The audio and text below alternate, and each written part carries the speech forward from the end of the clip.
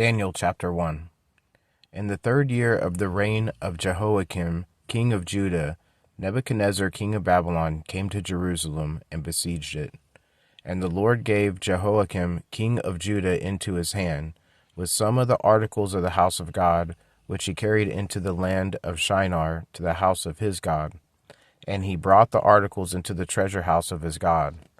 Then the king instructed Ashpenaz, the master of his eunuchs, to bring some of the children of Israel and some of the king's descendants and some of the nobles, young men in whom there was no blemish, but good-looking, gifted in all wisdom, possessing knowledge and quick to understand, who had ability to serve in the king's palace, and whom they might teach the language and literature of the Chaldeans. And the king appointed for them a daily provision of the king's delicacy and of the wine which he drank, and 3 years of training for them, so that at the end of that time they might serve before the king. Now from among those of the sons of Judah were Daniel, Hananiah, Mishael, and Azariah. To them the chief of the eunuchs gave names. He gave Daniel the name of Belteshazzar, to Hananiah Shadrach, to Mishael Meshach, and to Azariah Abednego.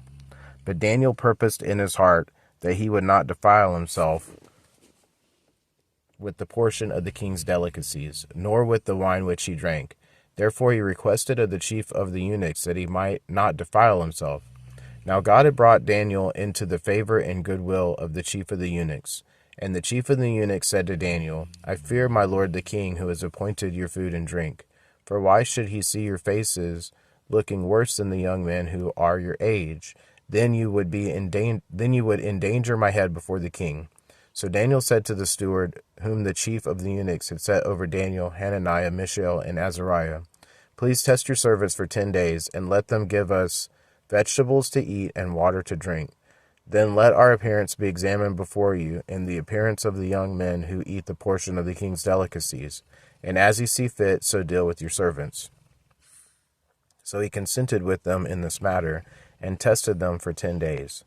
At the end of 10 days, their features appeared better and fatter in flesh than all the young men who ate the portion of the king's delicacies. Thus the steward took away their portion of delicacies and the wine they were to drink, and gave them vegetables. As for these 4 young men, God gave them knowledge and skill in all literature and wisdom, and Daniel had understanding in all visions and dreams. Now at the end of the days, when the king had said that they should be brought in, the chief of the eunuchs brought them in before Nebuchadnezzar. Then the king interviewed them, and among them all none was found like Daniel, Hananiah, Mishael, and Azariah. Therefore they served before the king, and in all matters of wisdom and understanding, about which the king examined them, he found them 10 times better than all the magicians and astrologers who were in all his realm. Thus Daniel continued until the 1st year of King Cyrus.